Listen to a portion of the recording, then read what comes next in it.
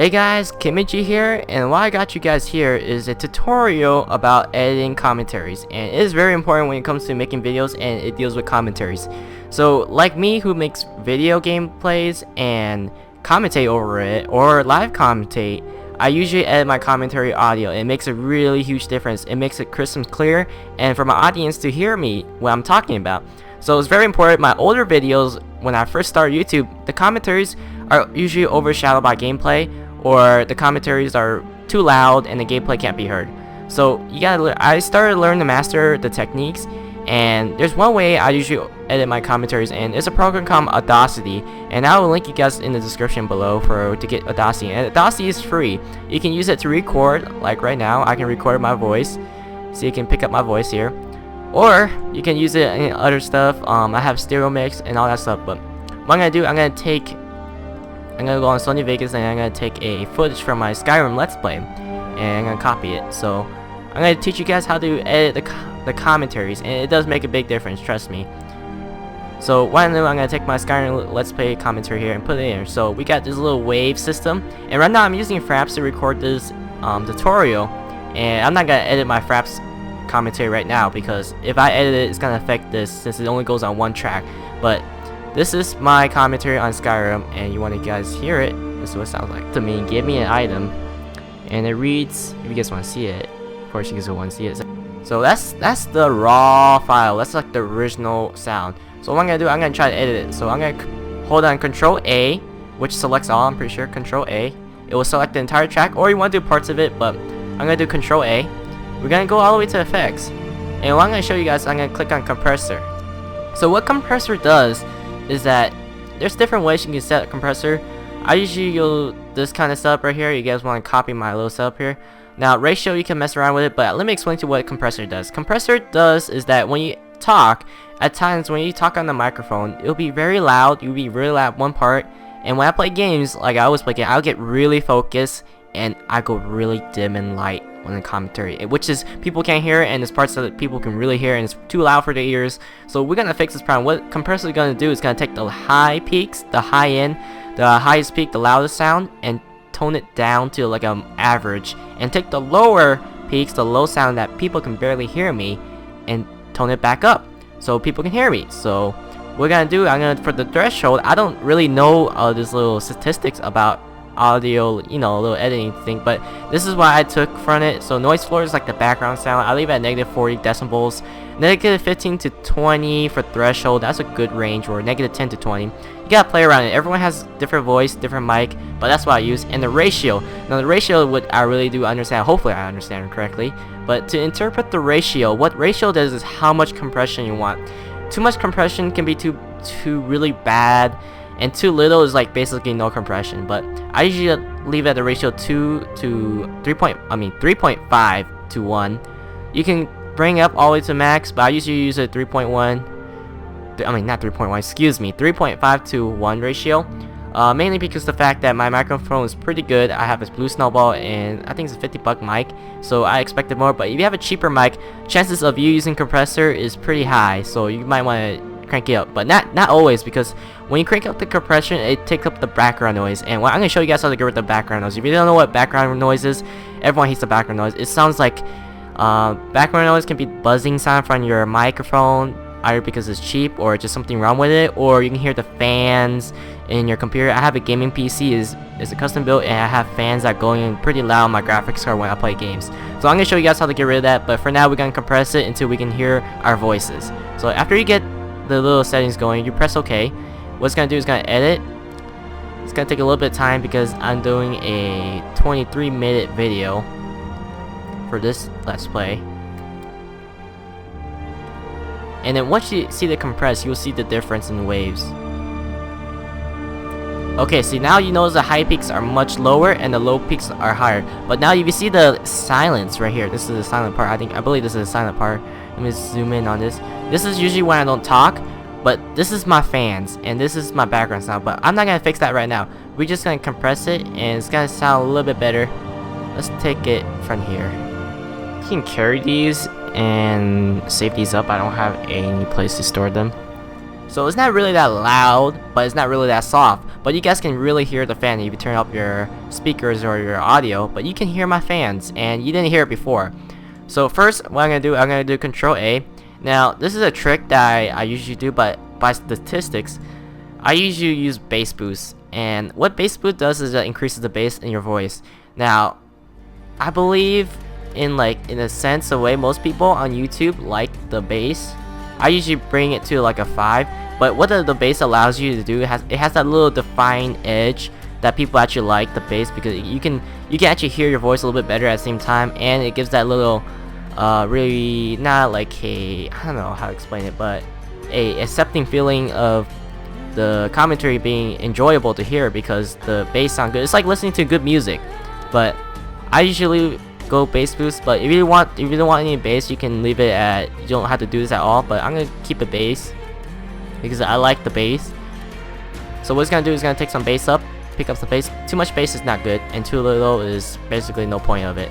So once you get the bass going, if that's optional, you're gonna hit Control A again, select the whole track, and we're gonna go normalize.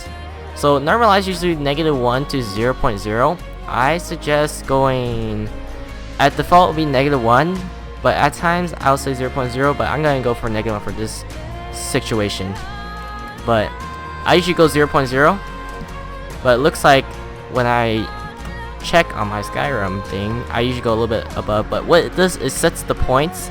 If you go here, it'll set the point where you go above. I'll show that later, but for now we're gonna go -1.0 as our default. Click OK, and what it's gonna do is gonna set like the, I guess, the limit to what your audio is. It's like another layer of compression, but you want to have that. Now in all my videos, let's fix this, but in my videos when I record, I usually leave the beginning quiet for like a couple seconds, like this. That is my background sound, or I can find a better sample, but here, this might be a better sample.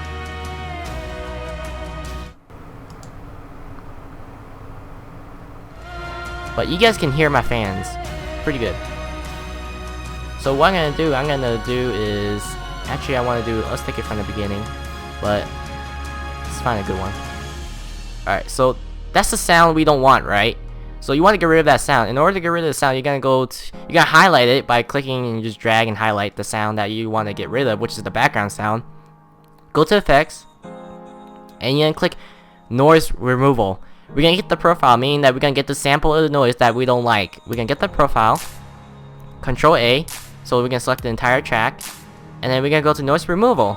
And what we're gonna do, we're gonna click OK. And what this is gonna do is gonna take out that frequency or that sound in my entire commentary, and it takes a while, but usually it goes faster because I'm recording right now and it's putting some stress on my hard drive. So usually this is a faster process, but when it comes to audio editing, it's pretty simple.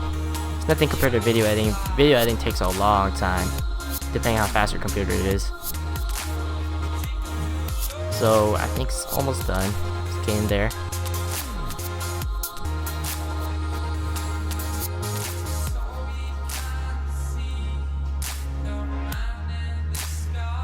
Alright, so now you notice the background sound is gone. You can barely hear it.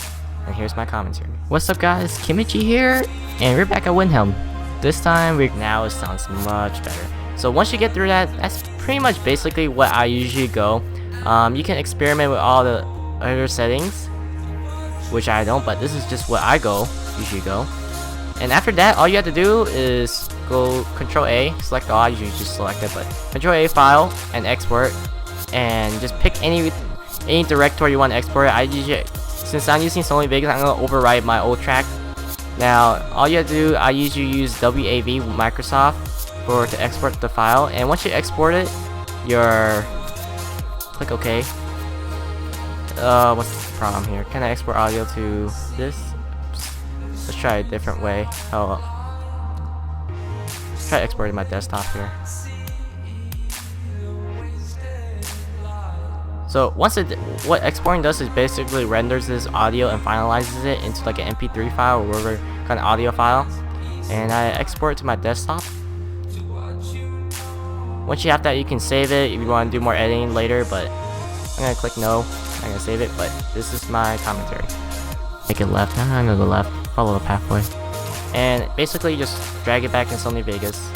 Looks like I went on Sony Vegas while I was doing editing when I'm not supposed to. That's why it corrupted on me. But I'm gonna delete this and just drag it and replace it. And there you set. You got your little commentary, whatever kind of video you're making. And we're back at Windhelm. This time we're gonna continue our little main quest. Now, basically, I practically got everything done for you people who are just using Audacity, but if you're using Sony Vegas, there's actually one more trick I want to show behind my back, and this is actually the trick I want to show you. So what we're going to do, we're going to click on this little green thing right here. We're going to click the green thing again, this time when the audio track FX pops open, and then we're going to go to something called Smooth and Enhance, and we're going to click Add, click OK. Now I usually want to go to track noise gate, you want to disable that. It's not really that much a big difference, but in cases you want to disable it. I just disable it as a habit. But what this does is this little smooth / enhance, go to this tab. If you're using Sony Vegas, if you're not using Sony Vegas and you're just here for the basic commentary on Audacity, you're practically done. But for people who are using Sony Vegas like me, you can drag this thing to the right. Usually go from 2 to 3, but you can drag it all the way right, and what it does is enhances the audio on the voice. And I will usually go 2. And you will hear it right now. And we're back at Windhelm. This time we're gonna continue. It has a little special crystal effect on it. Well, I don't know how to explain it in audio terms, but I'm just gonna say like that's crisp effect. Now if you go to the left, it gets more smooth but less enhanced. Continue our little main quest. Last time we went to. Sounds like we're dimmed out here, but I got back to Windhelm. It's sunny right now, but yeah, that's practically it. Once you get that done, you get to enhance to 2 or 3, whatever range you want. It depends on your voice, depends on your mic, everything depends. Everything varies on the hardware. But right now, I hope you guys enjoyed this tutorial. And you guys got any questions, leave a comment below, and I'll try to answer my best of my ability. Later.